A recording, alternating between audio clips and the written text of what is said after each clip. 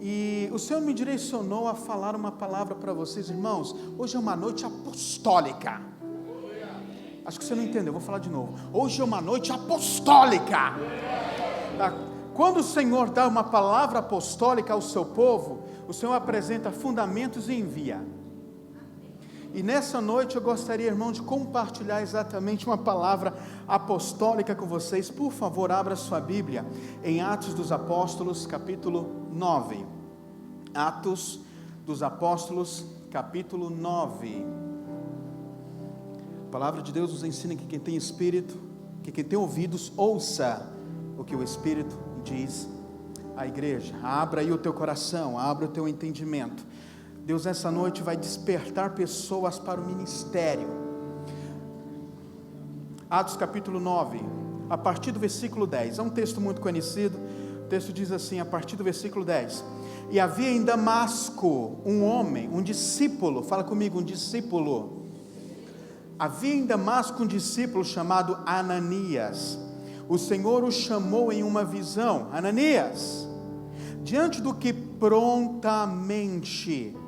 respondeu: Eis-me aqui, Senhor. Então o Senhor lhe disse: Apronta-te e vai à rua que se chama Direita, e procura na casa de Judas um homem de Tarso chamado Saulo. E eis que ele estava em oração nesse momento, e acaba de ter uma visão, na qual um homem chamado Ananias se aproxima e lhe impõe as mãos para que volte a enxergar. Todavia, Ananias replicou: Senhor, tenho ouvido vários testemunhos sobre esse homem, quantos males ele tem causado aos seus santos em Jerusalém. E ele chegou aqui com toda a autoridade dos chefes do sacerdote para prender todos os que invocam o teu nome. Versículo 15. Porém o Senhor ordenou-lhes: Vai, pois, ele é para mim um instrumento escolhido, a fim de levar o meu nome diante dos gentios e seus reis e perante o povo de Israel. Revelarei a ele tudo quanto lhe será necessário sofrer pelo meu nome. Então Ananias foi, e entrando na casa, impôs sobre ele as mãos, declarando: Irmão Saulo, o Senhor Jesus, que lhe apareceu a caminho de onde vinhas, enviou-me a ti, para que tornes a ver e fique plenos, fala comigo, plenos do Espírito Santo. Imediatamente caíram dos seus olhos algo parecido com escamas, e ele passou a ver de novo. Em seguida, levantando-se, foi batizado. E depois de alimentar-se, ganhou novas forças, e passou vários dias na companhia dos apóstolos. Glória a Deus. Feche os teus olhos, vamos orar. Senhor, bendito seja o teu nome. Obrigado, Pai, por essa noite. Obrigado, Senhor, por este povo que te honra, que te adora. Obrigado, Senhor, porque a tua palavra é viva e eficaz, e que nesta noite a tua unção apostólica, Senhor, possa fluir aqui no nosso meio, nos dando, Senhor, fundamentos e razões para que sejamos enviados para a glória do teu nome, e que possamos, Senhor, fazer grandes coisas para ti. Pai, nós queremos honrar o teu santo nome, queremos bendizer aquilo que tu és, e queremos honrar o propósito que tu tens para a vida de cada um, no nome que é sobre todo nome, no nome do Senhor Jesus. Amém e amém. Queridos, você conhece a história do apóstolo Paulo. Nós sabemos que tudo que nós entendemos, ou boa parte daquilo que nós entendemos como padrão de vida cristã, foi exposto ao mundo por intermédio dele. Ele trouxe a nós fundamentos que servem para a nossa jornada de vida cristã. Ele apresentou uma plataforma onde nós precisamos caminhar segundo aquilo que Deus planejou para cada um. Então ele foi um homem fundamental na história do cristianismo. Mas Paulo, antes de ser Paulo, ele era Saulo. E ele passou desse processo, dessa transição de Saulo para Paulo, ele passou por um processo muito necessário, que eu quero compartilhar com vocês essa noite, porque eu tenho certeza, irmãos, que quando você passa a entender os processos de Deus, você começa a viver coisas, obras ainda maiores, você começa a viver uma perspectiva que antes você não vivia, você passa a conhecer Deus e toda a sua soberania de uma outra perspectiva, de um outro ponto de vista. Você vai passar a olhar para a sua vida sobre uma nova perspectiva. E é importante nós entendermos, irmãos, que antes de Deus transformar uma pessoa em um instrumento santo em tuas mãos, existe processo. Fala comigo, existe processo. Eu identifiquei nesse texto alguns processos interessantes, mas todo o processo começa com oração. Pode colocar isso aí, você que trouxe sua caneta. Todo o processo se inicia com oração. Olha o que diz o versículo 11. Então o Senhor lhe disse: apronta-te e vai à rua que se chama direita, e procura na casa de Judas por um homem de Tarso chamado Saulo. Eis que ele está em oração neste momento. Tudo começa com oração. Ministério, irmão, ministério cristão é um trabalho sobrenatural. Quando nós falamos de liderança cristã, quando nós falamos de vida cristã, quando nós falamos de ministério no contexto da igreja, nós estamos falando, queridos, de uma função que é sobrenatural. A igreja, ela surgiu para ser um projeto. A igreja, na verdade, é uma instituição sobrenatural. É formada de um grupo de pessoas que estão nesse mundo, mas não pertencem a esse mundo. Nós somos como forasteiros. Jesus fez uma oração a seus discípulos, João capítulo 17, João diz assim: Senhor, eu não peço que os tire desse mundo, mas os guarde, porque eles não são desse mundo, como eu também não sou. Isso é igreja. Nós estamos no mundo, mas nós não pertencemos a esse mundo. Nós temos negócios, nós temos relacionamentos no mundo, nós temos contatos, nós temos influências, nós temos amizades, mas toda a nossa perspectiva não é desse mundo. A nossa perspectiva é uma perspectiva espiritual. Paulo nos ensina lá em 2 Coríntios capítulo 4, a não fixar os nossos olhos naquilo que nós não vemos, naquilo que vemos, mas fixar naquilo que nós não podemos ver, não vemos. Então o ministério é uma questão, querido, sobrenatural.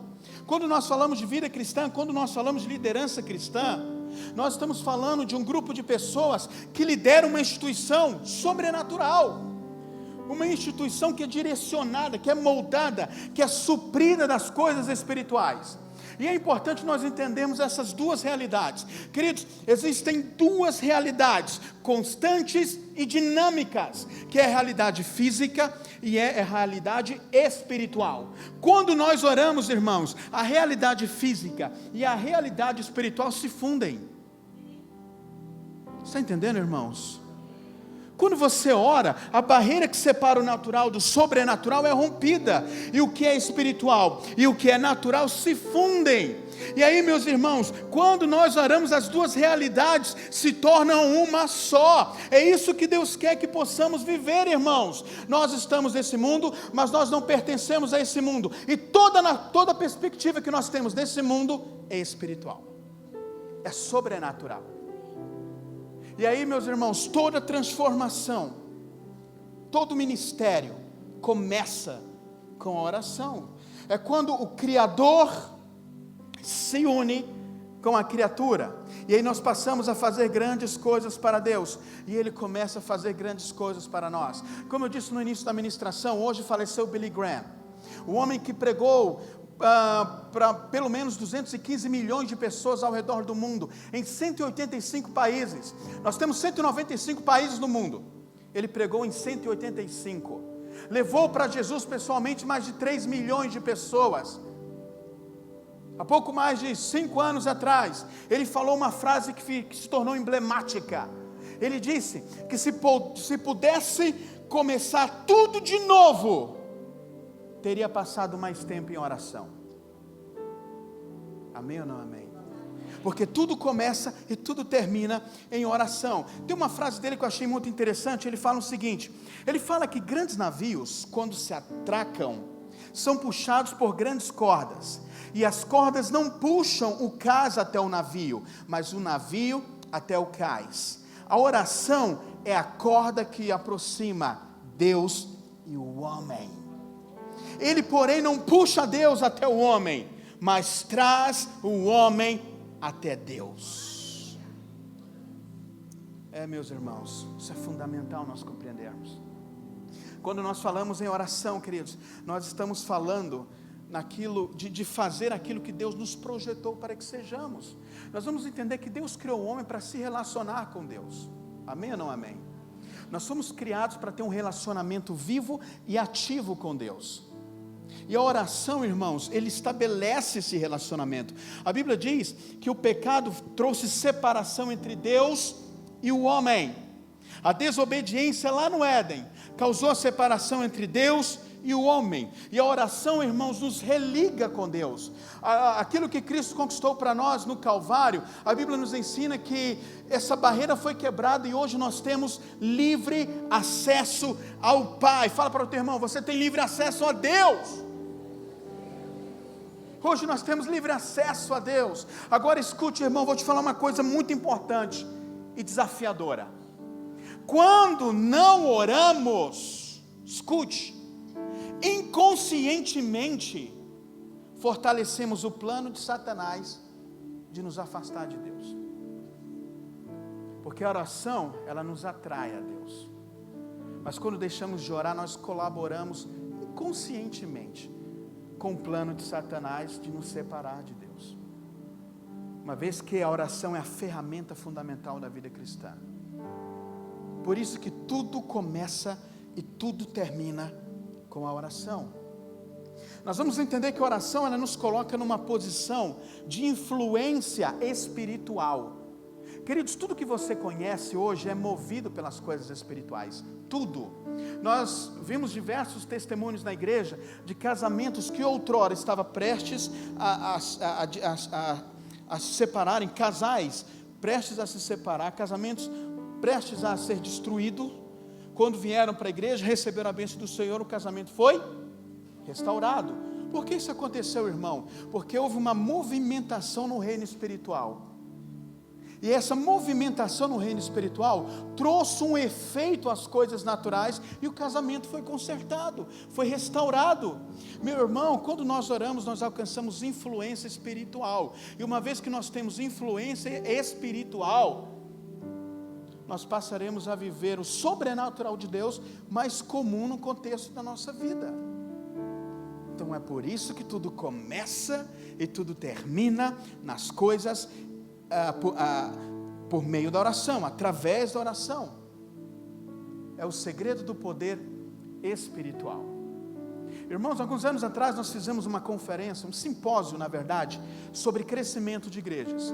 Nós levamos lá em Brasília, pastor Carlito Paz, nós levamos o pastor Laudijaí Guerra, não sei quantos de vocês aqui já ouviram falar, ele tem uma igreja lá na cidade do Gama, no Distrito Federal, para 25 mil pessoas, é um homem de Deus. Nós levamos o apóstolo Ari Caetano na comunidade evangélica da Vila da Penha, pastor Jorge Linhares de Belo Horizonte, e nós fizemos um simpósio na área do crescimento da igreja, e é muito interessante que cada um falou sobre o crescimento da igreja numa perspectiva diferente.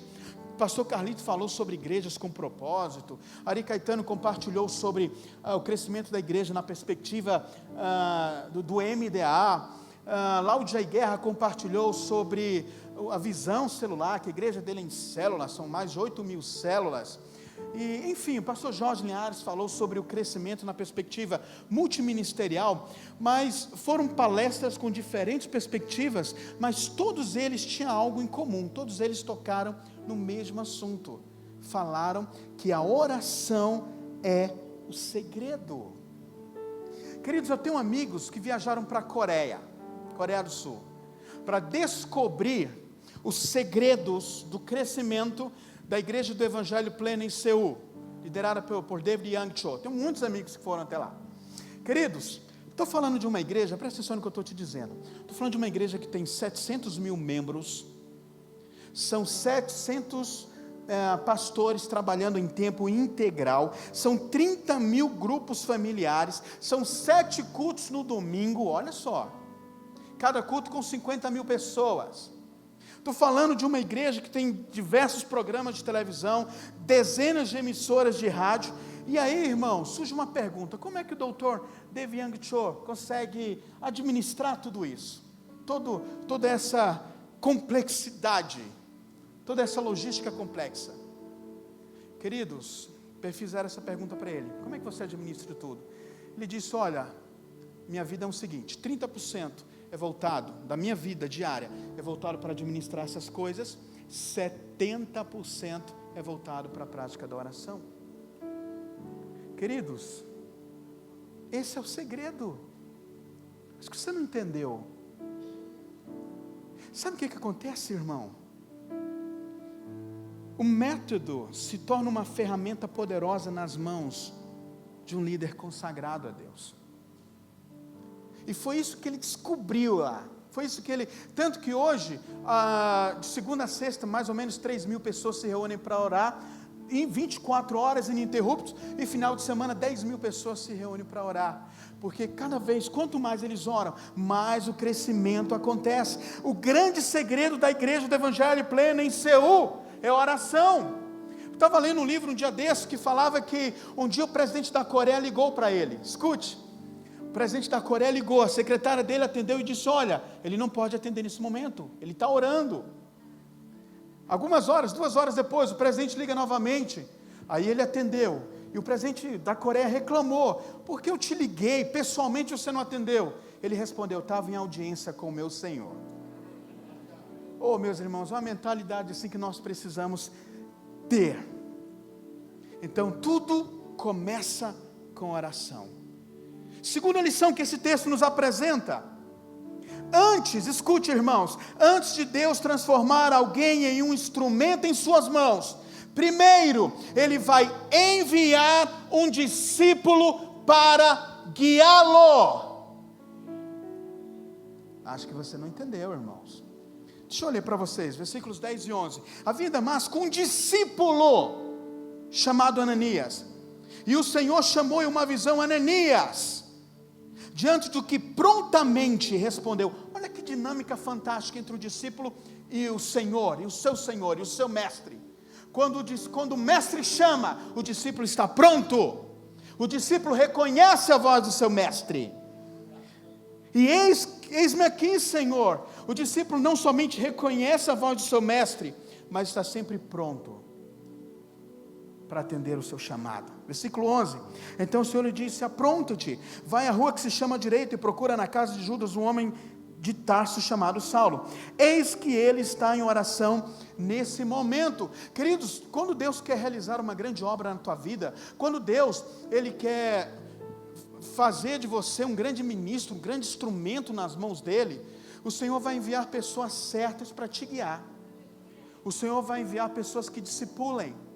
O Senhor vai te enviar pessoas que te direcionem aonde Ele quer te levar.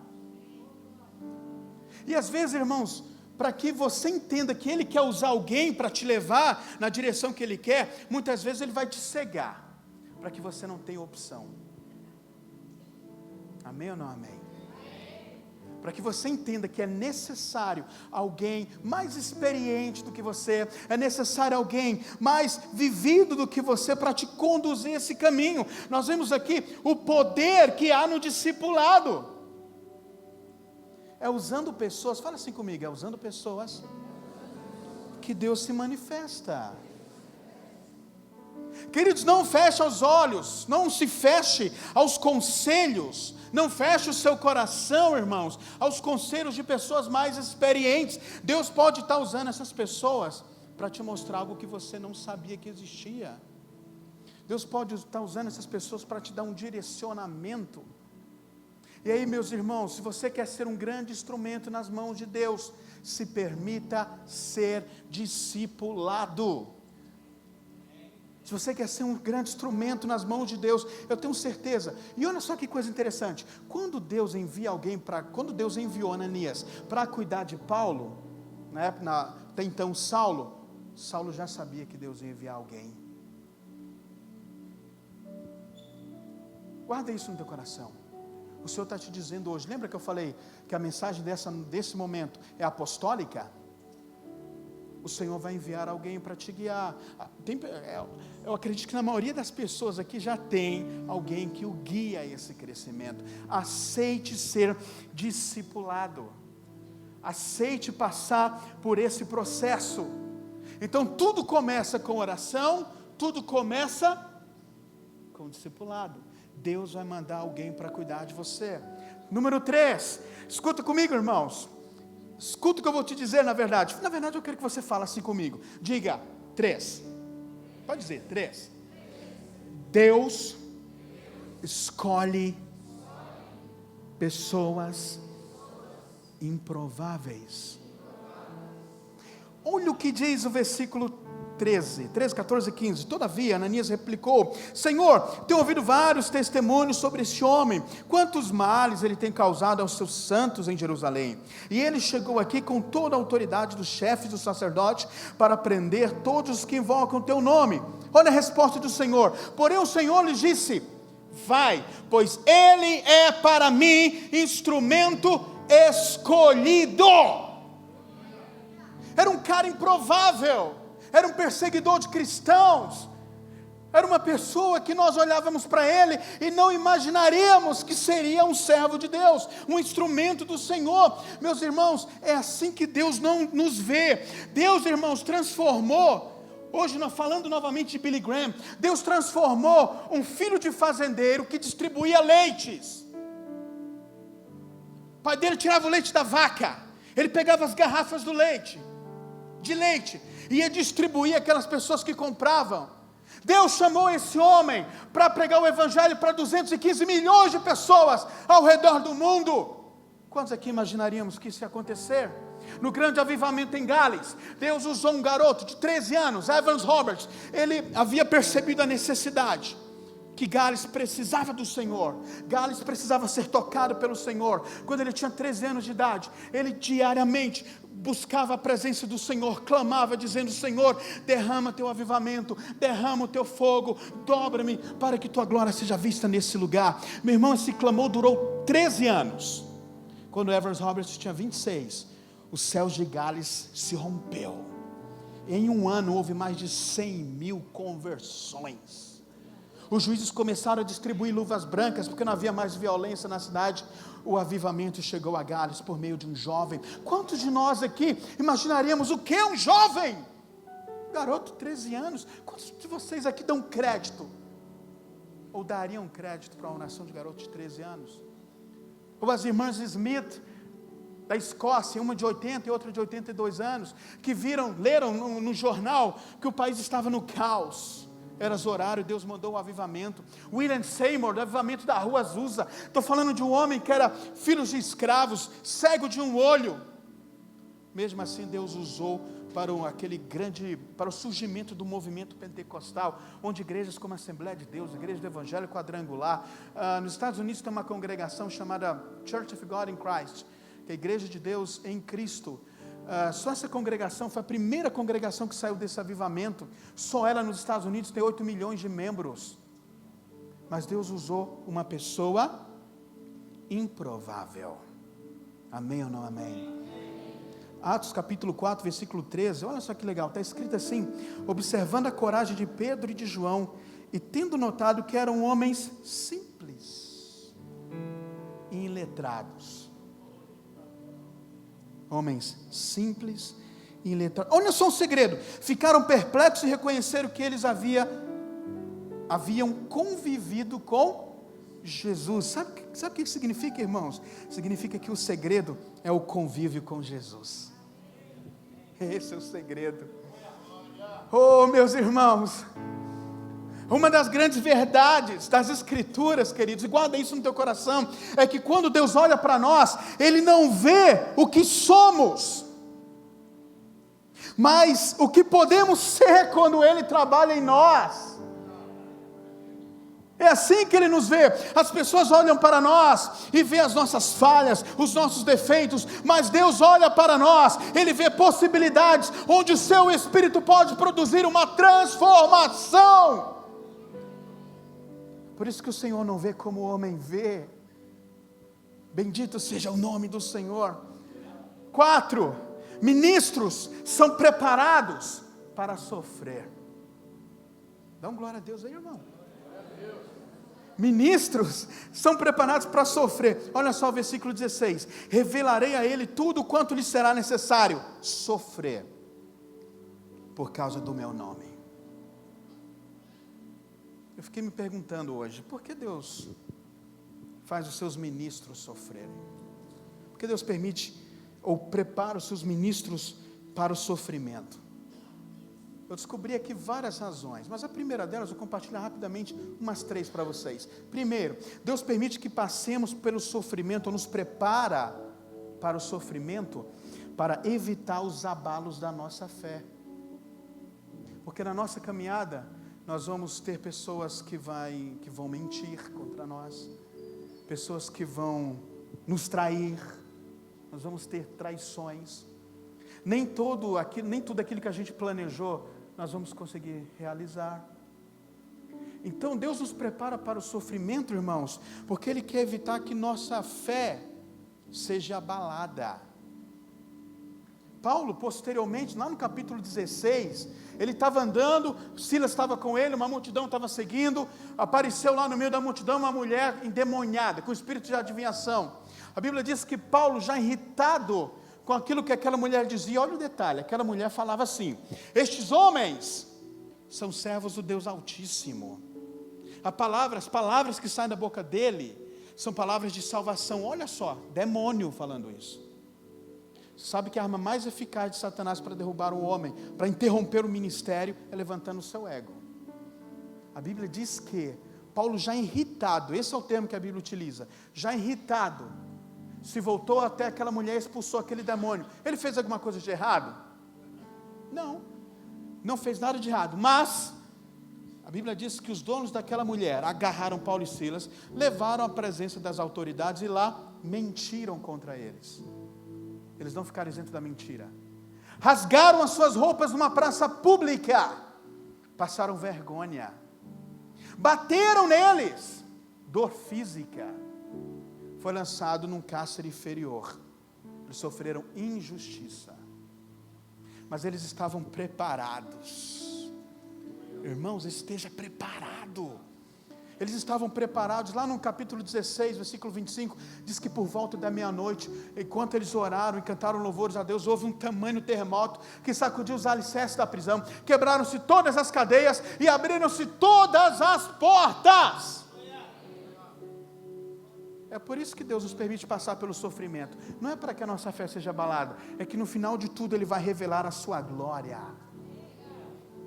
Segundo, Deus permite que nos prepara para o sofrimento, para que possamos evitar a comodidade. Amém ou não amém? Muito legal isso, né? Comodidade. Queridos, sábado passado eu estava falando com um amigo, o pastor Charleston. Ele acabou de chegar da Bolívia. Ele estava compartilhando que o Guilherme, alguns dias atrás, nós oramos, intercedemos pela Bolívia, porque o governo tinha travado ali todos os trabalhos evangelísticos da Bolívia.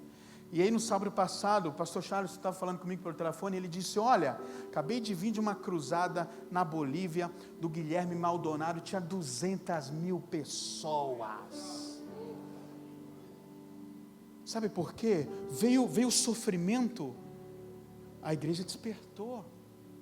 Eu já sabia que isso ia acontecer. Tem uma canção antiga que diz assim: ninguém detém, é obra santa. Eu já sabia que Cristo ia fazer isso, irmãos. Mas é necessário às vezes que se possa haver uma perseguição, haver um sofrimento, para que haja um despertamento. No avivamento em Uganda aconteceu as mesmas coisas. A igreja estava acomodada, veio a perseguição, queimaram igrejas, derrubaram igrejas, perseguiram cristãos. Eles se reuniam de madrugadas, nas madrugadas, e começavam a orar ao Senhor. Queridos, as pessoas nas suas casas ouviam as orações e pensavam que eram zumbidos de abelha nas madrugadas, mas era o povo de Deus que estava orando. Houve um avivamento, final da década de 90, isso, início da década de 90, queridos, uma igreja saiu de 7 para 2 mil membros em 2 semanas.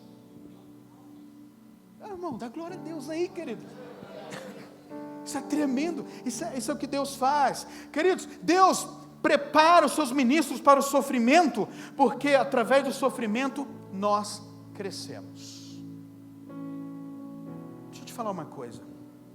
As adversidades despertam em nós capacidades, irmãos, que em circunstâncias favoráveis, elas teriam ficado adormecidas. Algumas dificuldades, ou algumas capacidades, algumas habilidades, elas são nossas, só vai vir à tona por meio de uma perseguição, por meio de um desafio, por meio de uma adversidade. E é exatamente isso que a Bíblia fala. Lá no livro de Tiago, capítulo 1, versículo 2, está escrito assim: meus amados irmãos, considerai motivo de júbilo o fato de passados por diversas provações. Agora escute, versículo 3: porquanto sabeis que a prova da vossa fé produz ainda mais perseverança. Você está ouvindo o que eu estou dizendo, irmãos? Glória a Deus. E a perseverança deve ter plena ação, a fim de que sejais aperfeiçoados e completos, e não falte em você virtude alguma. Paulo vai dizer lá no capítulo 5 de Romanos: justificados, pois, mediante a fé, temos paz com Deus por meio de nosso Senhor Jesus Cristo, pelo qual obtivemos acesso pela fé a esta graça, e não somente isso, mas também nos gloriamos nas próprias tribulações, sabendo o quê? Olha o que a Bíblia diz: as tribulações produzem perseverança, perseverança, experiência, e experiência, esperança. Esteja preparado para o sofrimento, no nome de Jesus. Quinto, é necessário a plenitude do Espírito Santo. Irmãos, acho que eu vou falar de novo, tá bom? Quinto, é necessário a plenitude do Espírito Santo. Olha o que diz o versículo 17: então Ananias foi, e entrando na casa, impôs sobre ele as mãos, declarando: irmão Saulo, o Senhor Jesus lhe apareceu num caminho de onde vias, enviou-me a ti, para que tornes a ver, e fiques plenos do Espírito Santo. Sabe o que o Espírito Santo produz em nós, irmãos? Não sei se vocês já leram, em dezembro de 1989, houve um grande avivamento na Romênia. Na ocasião, as pessoas iam para as ruas, por causa do regime comunista de Nicolai, as pessoas iam para as ruas para protestar. Num dia de dezembro de 1989, não lembro aqui exatamente que dia foi esse, 200 mil ateus saíram para uma praça da cidade de Timisoara. Eles foram para essa praça protestar contra o regime. No meio daquela multidão de 200 mil pessoas, tinha um pastor batista chamado Peter do Galesco, e ele vendo aquela multidão protestar, ele começou lá no meio da multidão a gritar que existia um Deus que podia transformar a história. Escute, irmãos, e ele começou a gritar, ele começou a dizer: existe um Deus que muda a história. Irmãos, ele foi pregando com ousadia, o Espírito foi tomando aquele pastor Peter, até que, irmãos, de repente, eles começaram a fazer a oração do Pai Nosso. Pai nosso que estás no céu, santificado seja o teu nome. Começou com 10, 20, 30, 100, 1000, queridos, ele compartilhando essa experiência, ele viu a multidão inteira, 200 mil pessoas, 200 mil ateus, orando ao Senhor. Ele fala que quando terminou a oração, aquelas 200 mil pessoas se levantaram e começaram a gritar uma frase muito interessante. Eles gritaram: exista dum neseu. Exista dum neseu. Que traduzindo para o português, aquelas 200 mil pessoas estavam dizendo: existe um Deus. Existe um Deus. Existe um Deus. Querido, fique em pé, rapidinho, fique em pé. Sabe o que aconteceu lá mais ou menos? Aconteceu isso aqui, ó. Eu quero que você repita isso comigo, mas com toda a sua alegria. Vamos dizer, diz assim com toda a sua alegria, com todo o seu coração, com toda a sua empolgação. Fala assim: existe um Deus, existe um Deus. Olha só, Imagine 200.000 pessoas. Continua, irmãos.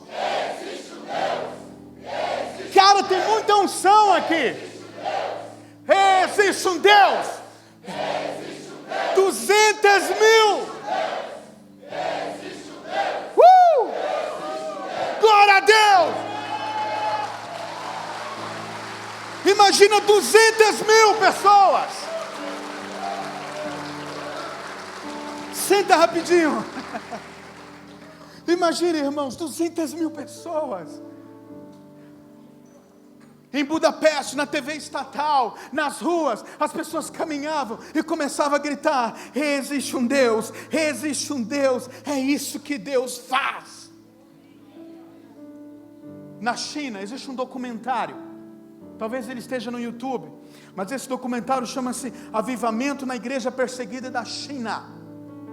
Nesse documentário, o missionário que desenvolve um trabalho lá há 40 anos, o missionário Dennis Belcom, ele afirma que o que Deus tem feito na China, ou que o Espírito Santo de Deus tem feito através da igreja na China, é algo que o mundo ainda não conhece.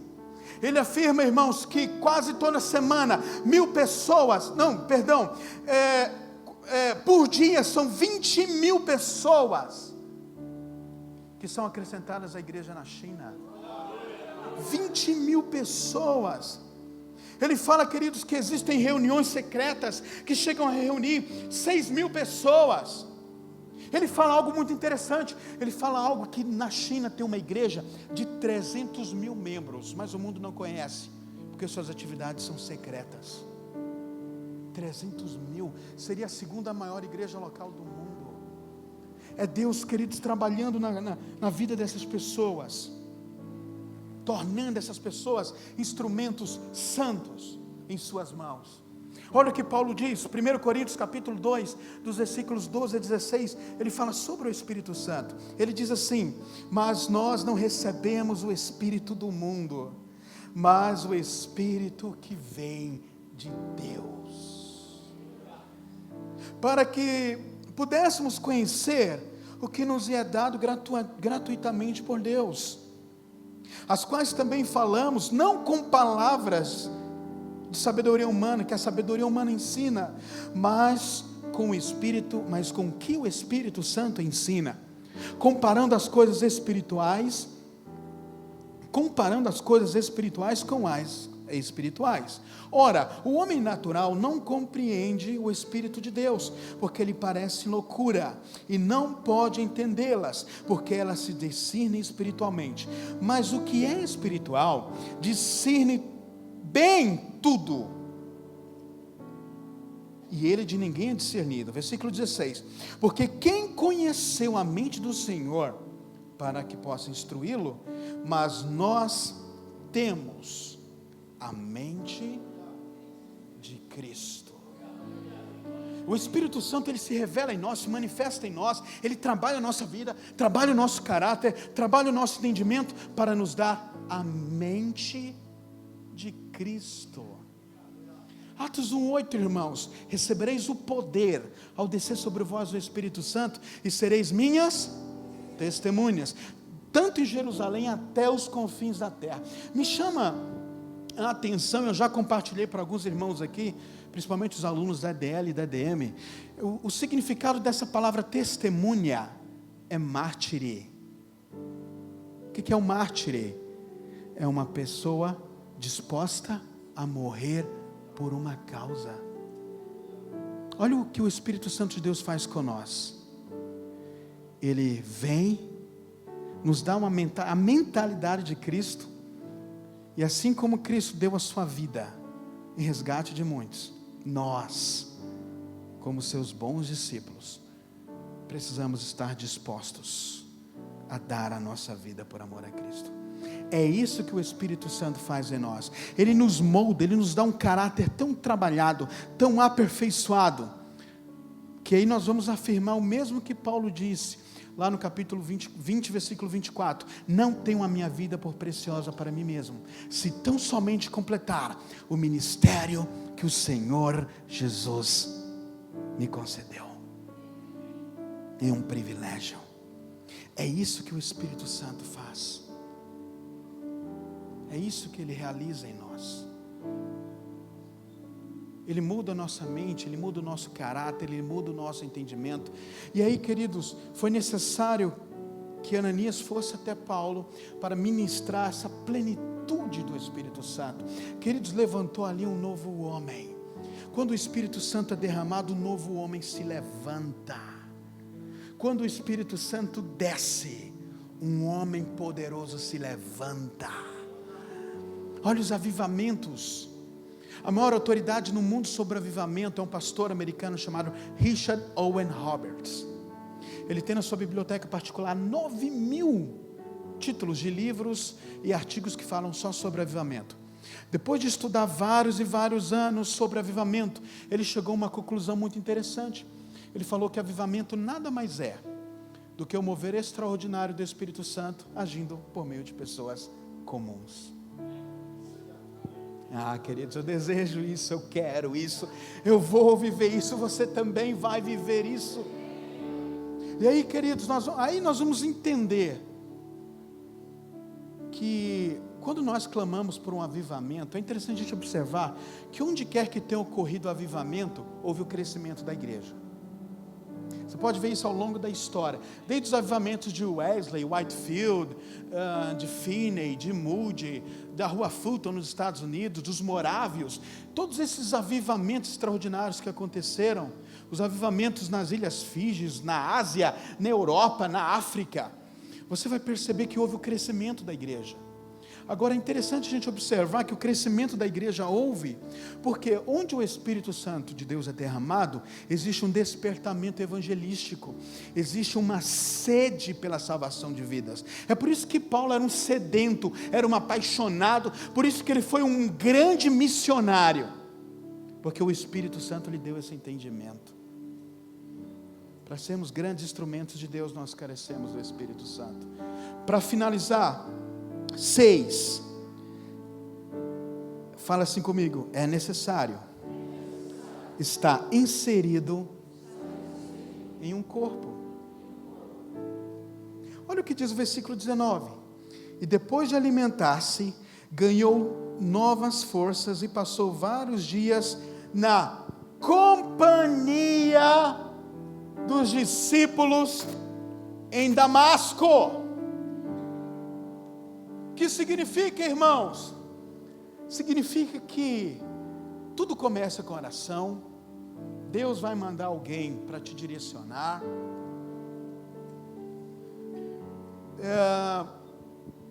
O Espírito Santo será derramado sobre a sua vida. Deus vai tornar pessoas improváveis em grandes instrumentos nas suas mãos. Mas tudo isso, irmãos, é feito, é realizado num contexto de um corpo, no contexto da igreja. Hoje tem esse grupo dos desigrejados aí, irmãos, que querem exercer ministério fora do corpo. Não, nós somos membros do corpo de Cristo. Não adianta queremos desenvolver um ministério, desenvolver uma liderança, ser ministro de Jesus, se não está inserido no contexto da igreja. Queridos, é a igreja que te envia, é a igreja que envia.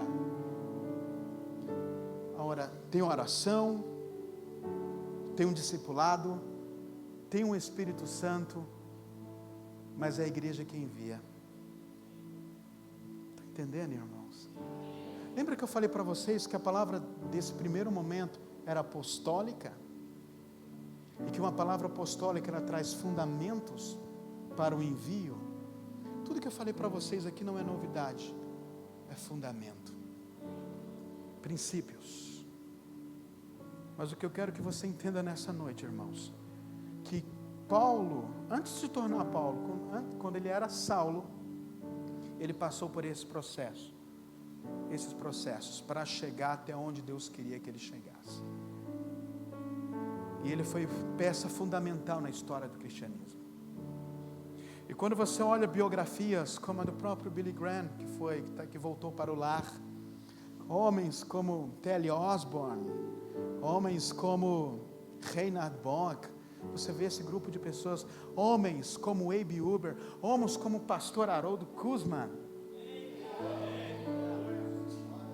Você vai perceber que são ministérios que foram construídos sobre essa plataforma.